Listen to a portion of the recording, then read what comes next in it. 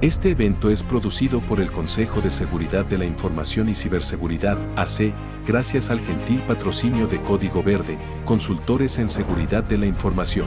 Bienvenidos a la conferencia Educar y cultivar semillas para las ciberguerras. Presento al ponente. Ramón Zorrilla es egresado de la Universidad del Caribe como licenciado en informática. Posee 2 maestrías, una en ciberseguridad de NextIBS en Madrid y otra en comercio electrónico de la Universidad APEC en Santo Domingo. Se desempeñó como asesor monográfico en Unicaribe, convirtiéndola en la primera universidad de República Dominicana en egresar estudiantes en informática con enfoque en ciberseguridad. Ha sido catedrático en la Universidad Dominicana y actualmente en la Universidad Central del Este en Punta Cana. Autor del primer libro de ciberseguridad en el país y creador del podcast Ciberseguridad sin destinatario. Es consultor independiente y speaker internacional en ciberseguridad. Una vez más, bienvenidos. Educar y cultivar semillas para las ciberguerras. Latinoamérica, a diferencia de los países del primer mundo, ha tardado un poquito más en saber cómo afrontar los peligros del cibermundo. Tenemos que desde que cruzamos el umbral, y digo desde ese momento, desde el año 2000, el umbral del siglo XXI, hemos tendido hacia la digitalización de todos los procesos que se hacen cotidianamente en el mundo físico, por así decirlo, los hemos pasado hacia la digitalización, pero hemos tardado en saber cómo defendernos en ese ciberespacio. Se tiende a creer que si estamos frente a una pantalla no pasa nada de peligro y no tendremos que responder con los policías cibernéticos porque pasó en una pantalla, siendo esto totalmente falso. Aquí tenemos unas estadísticas, por ejemplo, que en Latinoamérica la ciberseguridad se ha convertido en un tema crucial debido al aumento significativo de ataques cibernéticos. Tenemos aquí que en el 2023 la región fue objeto prioritario para los ciberdelincuentes, con más de 100 ataques de ransomware reportados. Ya sabemos que el ransomware es un tipo de ciberataque que consiste en secuestrar la información, cifrarla y pedir rescate a través del pago de criptomonedas. Cosa que no se debe hacer. ¿Por qué? Porque no podemos negociar con ciberterroristas. La forma más eficiente de defendernos contra un ransomware es previamente, antes de ser víctimas de un ransomware, identificar los datos o información crítica de nuestra organización o empresa para protegerlos. ¿Y cómo lo protegemos? Sencillo, hay mecanismos nativos que nos permiten proteger nuestros archivos críticos contra acceso no autorizado. Eso quiere decir que si, por ejemplo, somos víctimas de un ransomware, esa protección que le habilitamos a esos archivos o informaciones hará que el ransomware no infecte nuestros activos críticos. Pero si ya somos víctimas de un ransomware, ¿de qué forma yo recupero mi información? Sencillo. Si previamente yo había habilitado las políticas de backups correctas, donde yo haga diferentes tipos de backups, por ejemplo, backups descentralizados, es decir, fuera de la organización, dentro de la organización y dentro del dispositivo. Con estos 3 tipos de backups yo pudiera recuperar la información, y dependiendo del tamaño de la organización, el backup debe hacerse de forma más periódica. Si es muy grande la organización que crea activos o datos críticos muy cotidianamente, pues entonces el tema de los backups pudiera ser un poquito más diaria, inclusive un tema de horas, que cuando cerremos el día empecemos a hacer nuestros backups. Todo va a depender siempre del tamaño de la empresa. Tenemos también que se han registrado amenazas cibernéticas vinculadas a las elecciones de los países, como el uso de videos deepfake y la manipulación en redes sociales, lo que resalta la necesidad de medidas urgentes de ciberseguridad más robustas en la región.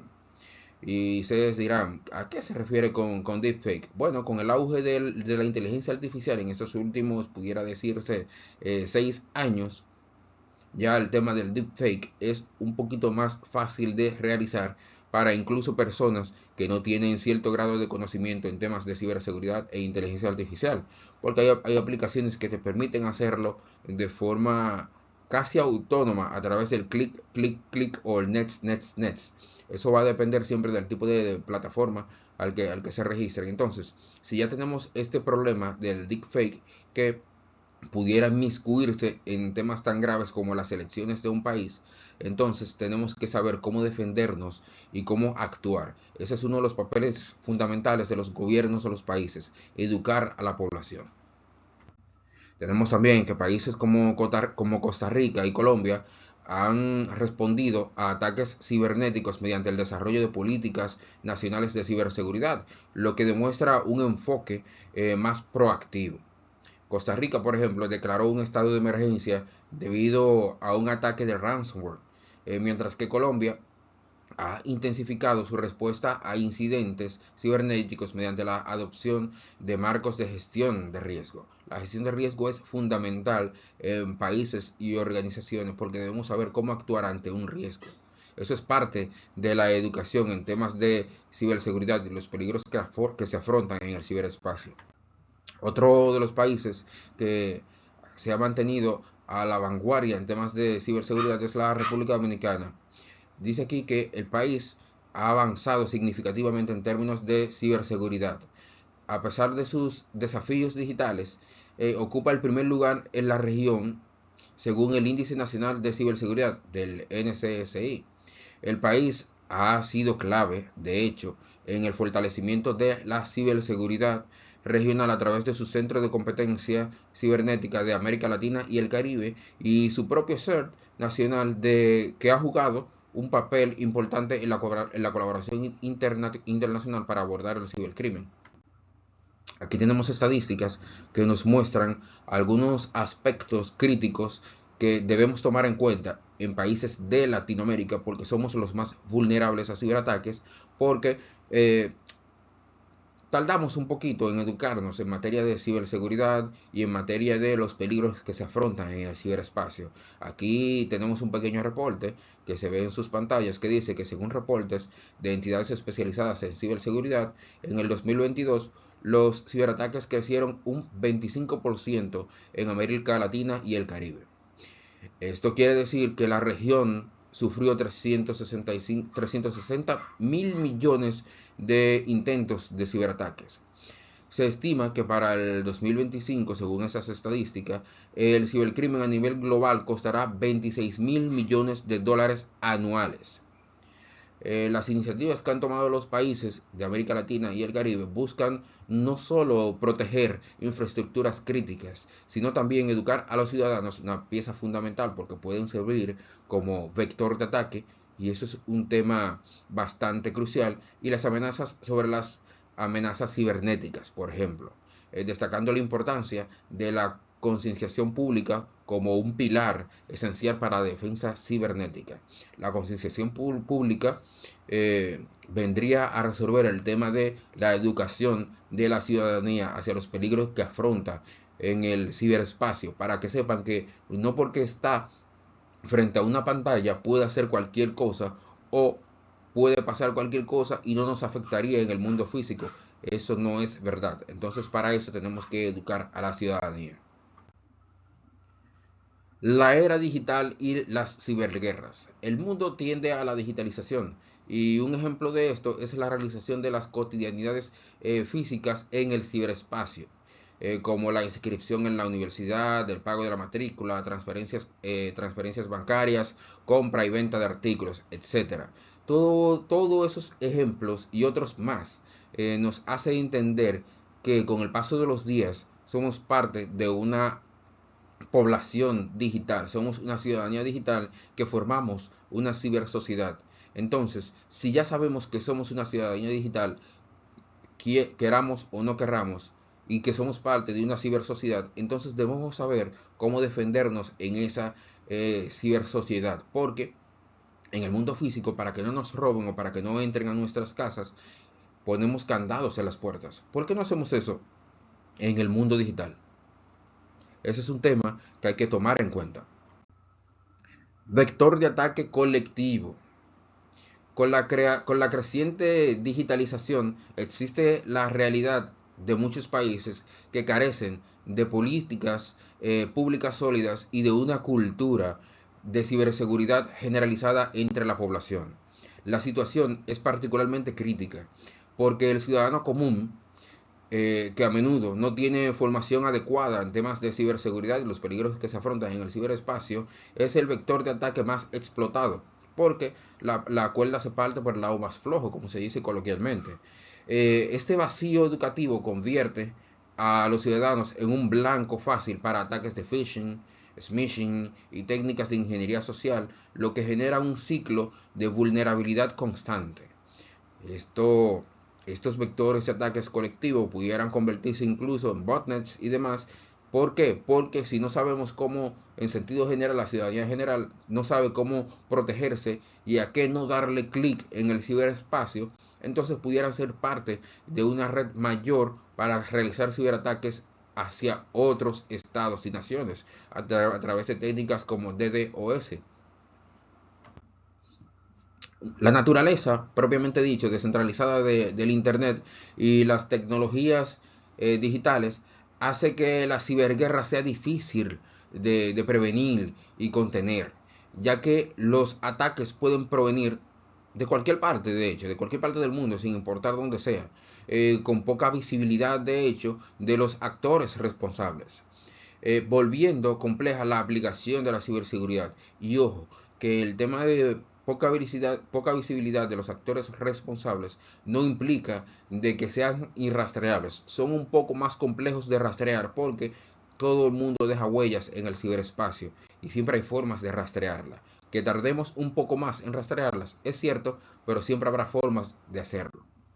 Las medidas colectivas para prevenir cierto tipo de amenazas cibernéticas, para esto se requiere la implementación de programas educativos masivos que enseñen a los ciudadanos a identificar y prevenir amenazas comunes como el phishing y la manipulación de redes sociales a través de ingeniería social y demás, porque el phishing nunca viaja solo, siempre es a través de ingeniería social.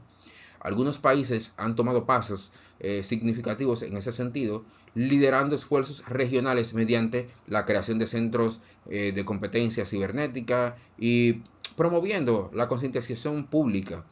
Sin embargo, es necesario que estas iniciativas se amplíen y se apliquen a nivel regional para poder afrontar eficazmente las amenazas del ciberespacio. ¿Qué es una ciberguerra? Tenemos un rato hablando y mostrándole informaciones, pero el eje fundamental de esta ponencia, las ciberguerras. ¿A qué nos referimos con ciberguerras? Bueno, es un conflicto bélico que ocurre en el ciberespacio. Lo mismo que conocemos como guerra en el mundo físico se extrapoló con otras herramientas hacia el mundo digital, donde los países, grupos organizados o actores utilizan tecnologías digitales para atacar o defender infraestructuras críticas, sistemas de información o recursos digitales de otros países o entidades. Estos ataques pueden tener como objetivo sistemas financieros, infraestructuras de energía, comunicaciones, gobierno, defensa e incluso manipulación de información con fines políticos, como el uso de desinformación y ciberespionaje. Todo esto forma parte del arsenal en una ciberguerra. Pero no todo queda ahí. Los atacantes suelen ser silenciosos y complejos de rastrear. A diferencia de los conflictos bélicos tradicionales, estos ciberterroristas pueden usar técnicas como el ransomware, que ya mencionamos que es el ransomware, que secuestra sistemas hasta que se pague un rescate, cosa que no se debe hacer. Siempre hay que crear políticas para evitar llegar a ese punto. O ataques de denegación de servicio, que son bastante comunes hoy día. Los soldados de la ciberguerra, preparar ciudadanos conscientes. Ese es un tema fundamental que las sociedades y los gobiernos deben empezar a planear cómo lograr este tipo de elementos que nos ayuden a defendernos de manera colectiva. No es necesario para esto ser experto en ciberseguridad para protegerse de las amenazas. Lo primordial es saber identificar los riesgos y amenazas para poder aplicar controles y medidas básicas de ciberseguridad. Esto permitirá que cualquier ciudadano adopte la navegación segura como su nueva cotidianidad. Educar y cultivar semillas para las ciberguerras. En el siglo XXI, el ciberespacio es nuestro hábitat natural. Vivamos en él de forma segura. Y aquí hay una pequeña pregunta que quiero dejarles a ustedes. ¿Estamos preparados para un conflicto bélico en el ciberespacio?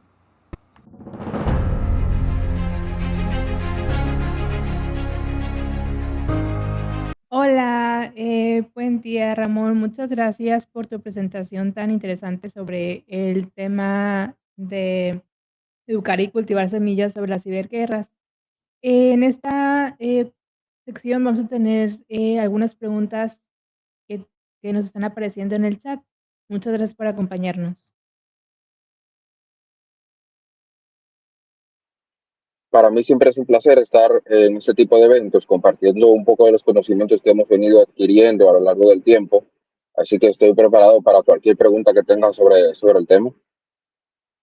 Muchas gracias. Antes de iniciar con las que tenemos y que nos están llegando ya por el chat, me gustaría comenzar con una de las que tengo aquí yo preparadas, que sería, dado que comentas que la ciudadanía digital es clave para las ciberguerras, ¿qué pasos específicos o puedes sugerir tú que podrían tomar los gobiernos en América Latina para incluir la educación en ciberseguridad en los currículums escolares desde una edad temprana? Uno de los pasos primordiales que pueden tomar los gobiernos para el tema de cultivar esas pequeñas semillas en los ciudadanos, empezando desde edades tempranas, es agregar la concientización, porque no es convertirlos en expertos en ciberseguridad, es eh, mostrarles que lo que hacen a través de la digitalización, porque desde pequeños ya los niños tienen tablets, 5 y 6 años, hay que mostrarles desde temprano a través de la educación y juegos, que ya existen juegos para mostrar los peligros del cibermundo, como le decimos coloquialmente ya, demostrarles cuáles son los peligros que afrontan al hacer clic en un juego, en alguna actividad que hagan cotidianamente. Ya los jóvenes ya un poquito más entrados en la adolescencia, irles mostrando qué es un phishing, qué puede ocasionar un phishing, qué puede ocasionar una ingeniería social, eh, por qué ellos pudieran considerarse vectores de ataque, a qué hace referencia ese término de vectores de ataque, y ya luego, en esa educación preuniversitaria, entonces irle mostrando desde el punto de vista técnico cómo protegerse. Primero es concientizarles en que lo que hacen o hacen cotidianamente en su diario vivir a través de sus teléfonos y computadoras, tienen un peligro y deben saber cómo afrontar ese peligro de la manera correcta. Ya luego, desde el punto de vista técnico, mostrarle cómo defenderse, cuáles son las herramientas que tienen para protegerse, cuáles son las herramientas que tienen para identificar esos sitios web que pudieran ser no tan seguros o no tan santos. Esos son los tipos de elementos que pudieran utilizar los gobiernos a través de forma sencilla, básica, ¿cierto? Para poder cultivar esas pequeñas semillitas en los ciudadanos desde temprano. Muchas gracias por tu respuesta, Ramón. Tenemos aquí ya algunas preguntas que nos han hecho en el chat. La primera también es de parte de Omar, que dice, en un contexto de crecientes ciberataques vinculados a las infraestructuras críticas, ¿cómo pueden las empresas privadas colaborar con los gobiernos para fortalecer la defensa colectiva? Los gobiernos ya a lo largo de los últimos 10 años han venido colaborando con las entidades privadas desde el punto de vista técnico, porque la OEA en sentido general estado realizando estrategias nacionales de ciberseguridad de los gobiernos que no las tenían. Por ejemplo, aquí en República Dominicana ya tenemos una hace ya casi 10 años, que ya va en su tercera versión, de hecho. He visto que en México ya lo han realizado también, en algunos países de Centroamérica también. O sea que ya tienen desde el punto de vista y del marco legal elementos que las instituciones privadas pueden aportar a los gobiernos. En otros países, como aquí en República Dominicana, por ejemplo, tienen que, desde el punto de vista obligatorio, las instituciones públicas deben notificarle a su Centro Nacional de Respuestas de incidentes cibernéticos, vamos a decir, cuando tengan alguna actividad, ya es de motu propio, por así decirlo, las entidades privadas se han apersonado a los distintos organismos de de ciberseguridad para aportarles elementos, ya sea desde el punto de vista académico, hablando ya de la academia como tal, y desde el punto de vista de elementos tecnológicos y herramientas que pudieran necesitar para afrontar los peligros del cibermundo. Sí, proponiendo así de forma unilateral, las entidades privadas necesitan aportar a los gobiernos para que podamos crecer desde el punto de vista regulatorio y desde el punto de vista de herramientas en el ámbito de la protección de las infraestructuras técnicas para el ciberespacio, porque ya todo es digital. Las transacciones bancarias son digitales. La academia, la educación es digital. La cotidianidad desde el punto de vista de la socialización es digital. O sea que necesitamos saber cómo protegernos y por eso las entidades privadas ya han decidido decir, mira, ¿cuáles son tus elementos para protegernos como ciudadanos? Mira, yo tengo un equipo de respuesta a incidentes aquí en tal país, perfecto. Entonces, mira, ¿qué herramientas tú necesitas o qué apoyo necesitas académico que nosotros podamos aportar? Y desde ese punto de vista ha existido una sinergia entre las entidades privadas y el ámbito público. Gracias, Ramón. Continuando con la parte de gobierno, tenemos aquí otra pregunta de Soy Line. Ella pregunta, ¿cómo puede ser la cooperación internacional para la ciberdefensa sin comprometer la seguridad nacional de nuestros países?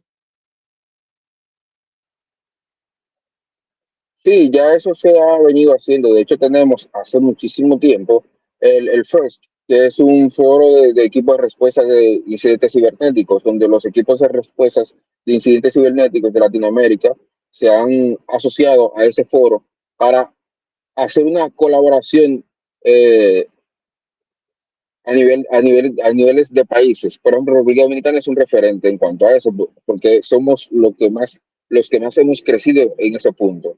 Y a través del FIRST colaboramos, decimos, mira, por ejemplo, tal evento de ransomware que tú tuviste, ¿cómo lo solucionaste? ¿Qué elementos técnicos utilizaste para solucionarlo? Es desde ese punto de vista que se habla de colaboración entre países. Eso se ha hecho bastante bien y de forma excelente. No se ha comprometido en ningún momento la seguridad nacional. O sea, no se han dado secretos de Estado, por ejemplo, en ningún país. Es solamente decir, y es lo que se ha hecho hasta ahora, hasta este momento, incluyendo la OEA, que ha participado en esos eventos y son los más interesados en que los países de Latinoamérica tengan su propio equipo de respuesta al incidente. Y lo que más han hecho es, mira, ya el equipo, por ejemplo, Guatemala, República Dominicana, México, ya tienen su equipo de respuesta a incidentes. Entonces, ellos lo que hacen es que comunican cómo solucionan un evento cibernético. No dan en ningún momento ninguna información que pueda violentar la seguridad nacional en ese sentido. Es simplemente comunicación, cómo resuelves tú X o Y problema o X o Y evento cibernético. No hay en ningún momento hay ninguna comunicación porque no hay por ejemplo, el equipo de respuesta de incidente de Guatemala, por así decirlo, o de México, por ejemplo, en ningún momento tiene acceso a la infraestructura crítica de República Dominicana. Y es poniendo un ejemplo. Es solamente información comunicacional, decirme cómo solucionaron un problema. Y eso es lo que se ha hecho hasta ahora. Te agradezco la respuesta, Ramón. Tenemos aquí la pregunta que viene de parte de Marta Fernández, que dice, ¿qué habilidades específicas deberían integrarse en los programas educativos masivos para preparar a los ciudadanos frente a las amenazas cibernéticas más comunes? Si hablamos de la educación preuniversitaria, esos adolescentes que ya que están en el bachillerato secundario, que van hacia la universidad, en las universidades politécnicas, en los colegios politécnicos, desde el punto de vista de la secundaria, se pudiera agregar, y ya hemos aquí agregado en el currículum, para poder empezar a aplicarse, el tema de técnico en ciberseguridad. Ojo, con la palabra técnico en ciberseguridad no estamos agregando a alguien que pudiera, por ejemplo, resolver o que pudieran poner de gerente de TI. No, es una persona que tiene conocimientos en qué es un phishing, qué es un ransomware, qué es un exploit, qué es tal o cual evento cibernético y sabe cuáles son las herramientas adecuadas del cómo afrontarlas. Ya él tiene un senior por encima, desde el punto de vista técnico y departamental, que le dice, mira, yo vi este evento, lo identifiqué, este es su origen, cómo entonces afrontamos este evento, pero desde el punto de vista técnico, el Politécnico lo preparó desde el punto de vista educacional. Ya luego vienen otros niveles donde se le dan otras habilidades técnicas, pero desde el punto de vista inicial, ya un bachillerato, un adolescente, debería empezar a tener elementos de conocimiento de cuáles son los diferentes tipos de eventos cibernéticos que vienen ocurriendo en el mundo y saberlos identificar y cuáles serían las herramientas ideales para afrontarlos y luego entonces le elevaría un reporte a su senior más cercano o a su gerente de departamento. Muchas gracias, Ramón. Tenemos aquí la última pregunta de parte de Divida de Villaverde, que dice, ¿qué medidas o estrategias podemos utilizar para protegernos de los ciberataques? Es una pregunta muy, muy sencilla, porque digo sencilla porque siempre la toco cuando hago charlas eh, generales aquí en el país y desde el punto de vista internacional, es que una de las medidas más elementales que podemos tomar es, por ejemplo, que cuando vayamos a dar clic a alguna aplicación o algún evento en la web o lo que sea, tenemos que verificar hacia dónde nos va a redireccionar ese clic. Tenemos que tener elementos que nos permitan identificar hacia dónde nos va a redireccionar. Uno de los elementos básicos que podemos tomar, si estamos hablando de la web, es que cuando colocas el puntero encima del botón, abajo, en la barra de estado, te dice hacia dónde te va a redireccionar ese clic. Otro elemento, desde el punto de vista web, es verificar que tenga el protocolo SSL o TLS en la web, esa S después del HTTP, que te pudiera decir, mira, estamos utilizando parámetros de seguridad para cifrar la comunicación cliente-servidor. Ese es un elemento también de prueba. Desde el punto de vista de los antivirus, yo como tal, en mi máquina personal, no tengo un antivirus de tercero. Tengo en el caso de la personal, donde no hago prácticas, tengo Windows obviamente instalado. Utilizo el antivirus, el Defender, el que trae Windows. Desde el punto de vista de la protección de la máquina para no elementos técnicos. Y te dirán, ¿y cómo así? ¿Por qué el Defender y no algún otro? Bueno, lo que pasa es que esa máquina la utilizo solamente yo y yo sé a lo que le doy clic. Yo puedo identificar eso.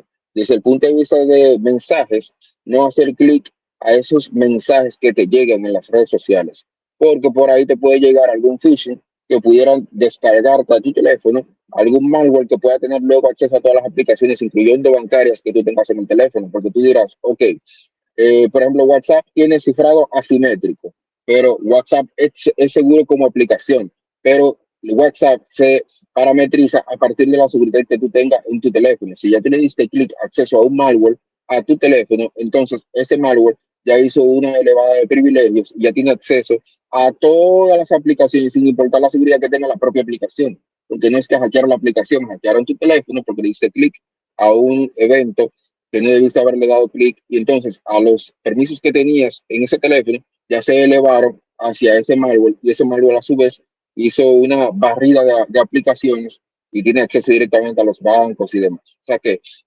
desde el punto de vista de consejo puntual es no dar clic a cualquier cosa y verificar que el sitio donde estés tenga por lo menos algo básico que es el certificado de seguridad, en la S al final del HTTP.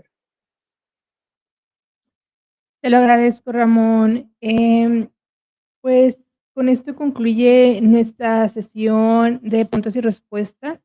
Agradecemos a todos los participantes por sus preguntas y su participación y sobre todo a ti, Ramón, por esta conversación y tu presentación sobre cómo educar y cultivar semillas para las ciberguerras.